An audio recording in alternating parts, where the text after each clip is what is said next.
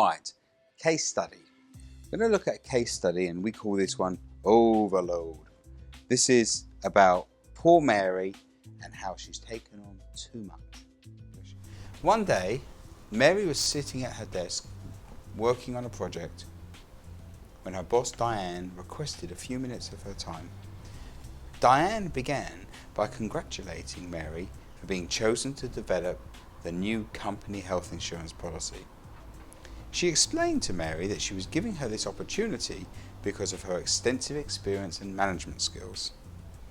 Diane continued to say, "We need a new health insurance policy that requires immediate action because of recent changes in government policy.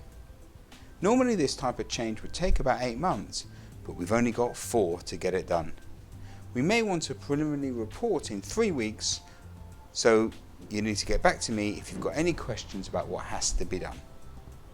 Mary felt proud and enthusiastic, and she was really happy that the boss was finally beginning to recognize her skills and abilities. However, when she arrived back at her desk and thought about this new assignment, reality dawned. She already had a large number of projects in progress. She sat down and wrote a list of existing projects. Then she added the employee health insurance policy at the bottom. If she drops everything else to work on this employee health insurance policy, Diane will be pleased. But sooner or later, she's going to want to have results from these other projects. And a couple of projects have a high profile because of agreements with other departments. It would look bad on her if they all fell behind. Mary thinks to herself, "I'm already working 2 evenings a week at home on office work, and my family doesn't appreciate it. What's going to happen if I take this on? Something is definitely not right here. This is an interesting job, but Diane doesn't realise I can't do everything at once. And there's no use telling her that I'm overloaded because she always says, 'So is everybody. We've just got to do the best we can.'" Something is definitely not right here, Mary says. It's an interesting job, but Diane has to realise that she can't do everything at once. And it's no use saying to Diane, "I can't do this. I'm overloaded," because Diane's going to say, "So's everybody. We're just going to have to do the best we can and get the job done." So, what should Mary do? So, you've had a good think of it. Let's look at what Mary should do. First of all, she needs to examine her workload. Now this is a very interesting task that I think everyone should do once in a while when they look at how they're working.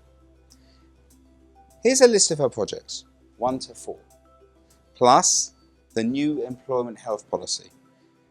And along here is the weeks, going from 1, each column is a week, it goes forward. The pink X marks when the project is due for completion. Underneath there are miscellaneous, regular time items that are needed. So we've got miscellaneous, meetings, phone work, queries, etc. Okay? This is structuring her hourly week. Now, when you look at all the projects, she estimates that project 1 is 10 hours, 2, 5, 3, 5 hours, project 4, 5 hours. The new project, 10 hours. Miscellaneous, 3 hours. Meetings, 6 hours. Phone work, 4 hours. And queries, 2 hours. When you add it up, it comes to 50 hours. Her allocated work time is 38 hours. 12 hours. Almost 2 days extra work than she can do. What does it mean? She's got to work late every night. And not just this week, but next week, and the week after, and the week after. Now on the 4th week, project 3 is completed. That 5 hours goes. When you add up that column, we've gone down to 45 hours. Remember, she's got a 38-hour week. So she might be able to have one night where she gets home to see the kids. But let's look on. The next week, she's finishing off project 1. 10 hours. 2 weeks of 45 and she's down to 35 hours. Now, You might think, oh, well, that's okay, she's 3 hours under. You're assuming that in the 7 weeks that she's been under this pressure, she's not had a day off. Because if she's had a day off, all of these things would have shifted forward because you'd have only had 30 hours instead of 38. You're assuming that she hasn't been given any more work.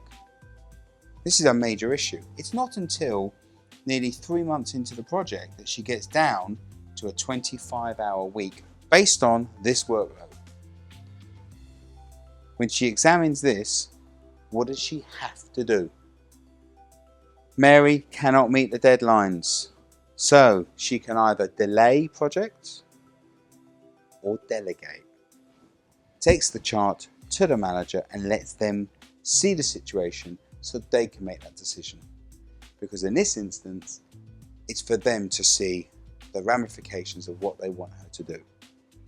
And she doesn't have to say, I can't do the work. She says, I want to help. I want to be able to do the best I can do. However, look at the situation. If I don't tell you, something somewhere is going to go wrong and people are going to be let down. And I want to tell you now rather than tell you in 12 weeks' time. And staff and managers appreciate this sort of communication. The result, the manager is happy with Mary's professionalism and Mary is happy that she's managed her workload. And this is what we call a win-win. Okay, very useful to do. Now, following on from this very useful aspect about how you organize your weekly workload, I want to go bigger. I want to look at your lives. Because it's not just work time management, is it? It's life time management. This is the 168-hour life plan. Now, who can tell me what 168 hours means? It is how many hours there are in every week. That's not working week, that's life week. Everything you do has to take place within that 168-hour window. So, we've got 2 columns here. Now, and what you would like. What I'd like you to do in this exercise is list out the following columns: sleeping or eating, washing, hygiene, commuting, exercising, maintenance, repairs, socializing, mail or any personal business, reading or study, relaxation, television maybe, planning or thinking, and other in your personal life,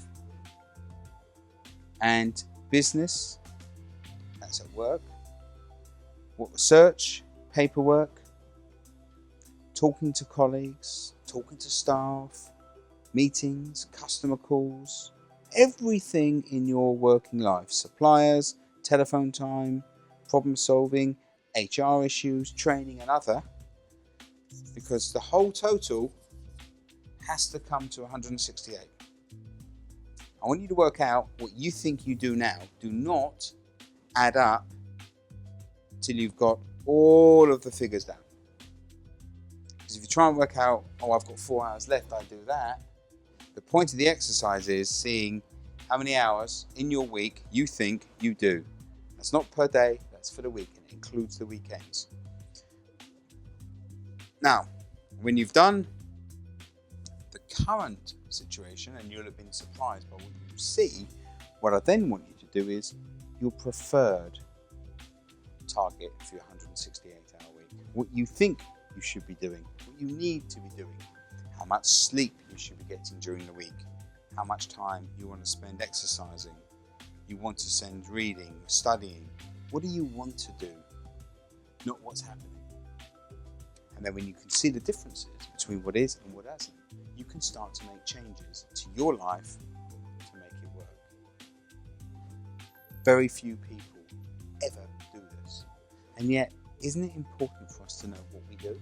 How much time we spend living in our life compared to what we want to do? People say, oh, I'd like to start exercising one day. I want to study for a qualification one day. I'd like to learn a language one day, but I just don't have the time.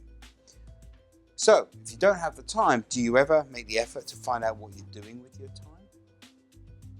Because if you don't, you can't make the changes. What if your commute is taking up 40 hours of your week? What would you do? How could you reclaim that? That's right, you could move nearer to where you work or get a job nearer to where you live. What if you're spending so much time socializing, but you actually say, do you know what, I don't need to see my friends as much because I'd rather be studying, or vice versa. Know what you're doing, know what you want to do, and make the changes to make it happen. Maybe I'm being simplistic, but to me it's obvious. 168-hour life plan is a real eye-opener, and I'd like you to do that now.